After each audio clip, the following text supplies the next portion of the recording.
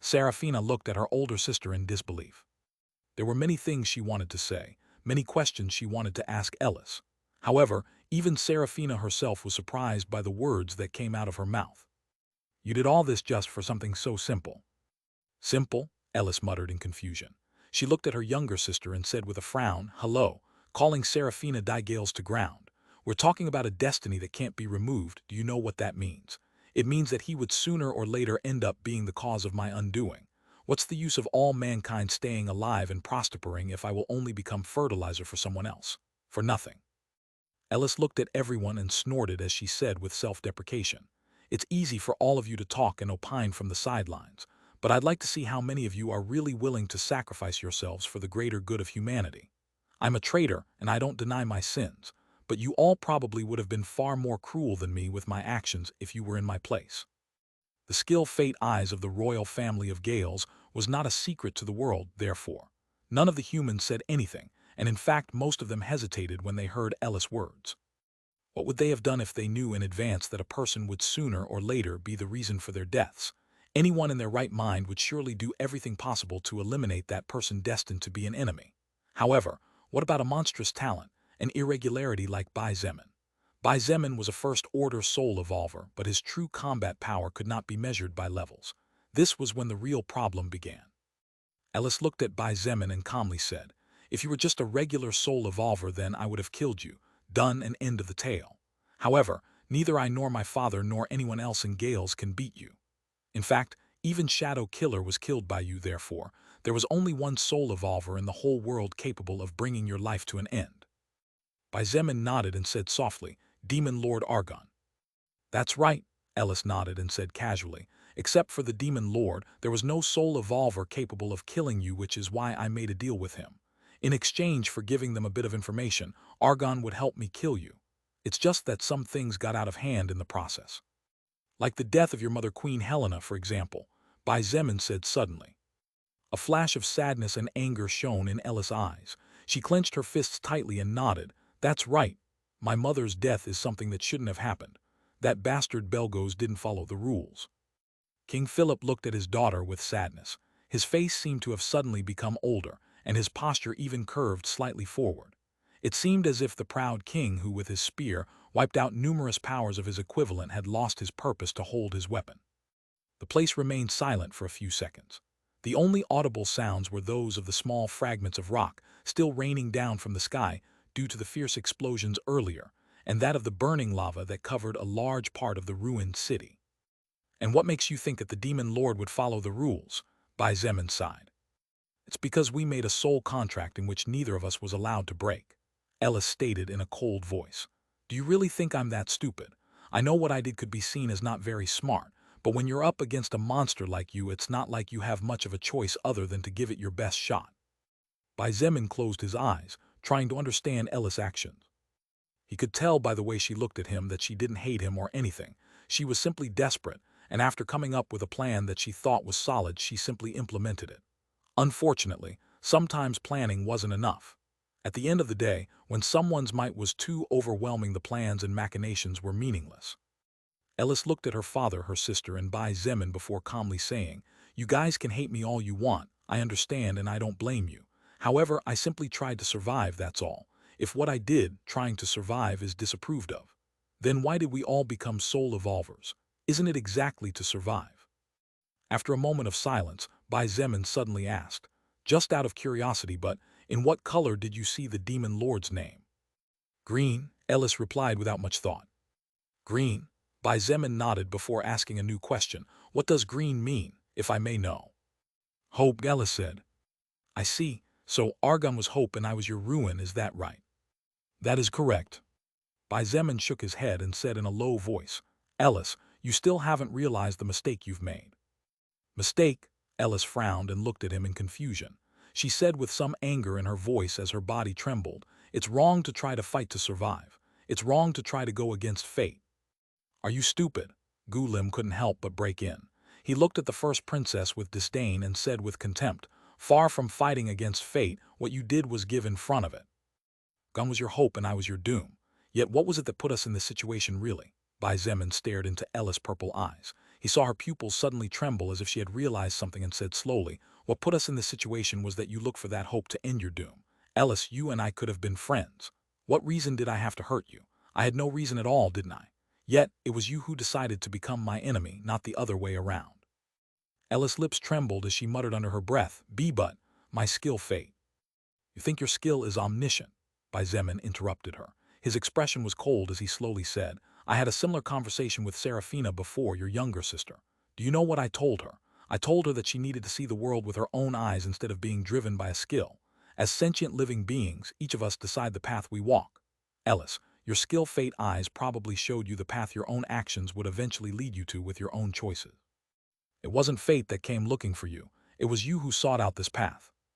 Ella's face turned as pale as a ghost, as each of Bai Zemin's words struck her heart like thousand-ton hammers. Her hope turned out to be her true undoing. It was because she sought that hope that doom overtook her. If she had not chosen that path, would things really have ended like this? Her delicate body began to tremble, and she subconsciously shook her head. However, even though she was on the verge of collapse, Ellis was a woman who was not only talented but also had great mental strength.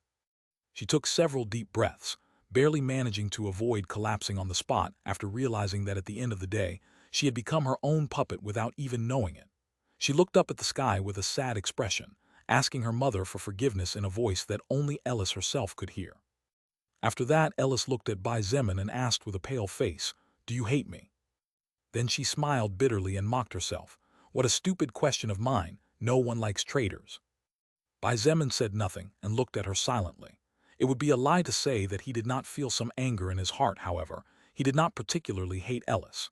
If Bai Zemin had to say the kind of emotion he felt towards Ellis, it would be the emotion of pity, which could be even worse than hate depending on from where one looked at it. Ellis looked at her younger sister, who was looking at her with still confused eyes as if she was asking why she did it. She smiled sadly at her before looking at her father, who despite looking at her, seemed to have his eyes dead and empty. Then she looked at Bai Zemin's storage ring where Kat's lifeless body was in. Ellis remembered the heads of Anna and Giles, as well as the lives of all her friends who were lost in the war against the demons in Bearcrest City. "Looks like I was wrong." Ellis looked at Bai Zemin with a sad expression but a beautiful smile on his face. "It seems so," Bai Zemin responded with a nod. Ellis stayed silent for a moment before sighing. She bent down to lift her sword off the ground. "Bastar! Gulim!" Gulim was about to charge against Ellis when he saw her move, but stopped when he heard Bai Zemin's voice. "Big brother," he looked at him confused as to why he was stopping him. Bai Zemin shook his head as he looked at Ellis. His vision was blurry, he could barely see anything at the moment, and almost everything was red to him. Ellis raised her sword and placed it over her neck, but at the sight of her movement, both Serafina and King Philip seemed to wake up. "Big sister, no." "Ellis, stop." No matter how one put it, Ellis was their family. The king had held her in his arms when she was born, and Serafina had been saved on numerous occasions, not to mention the times she was spoiled by her older sister.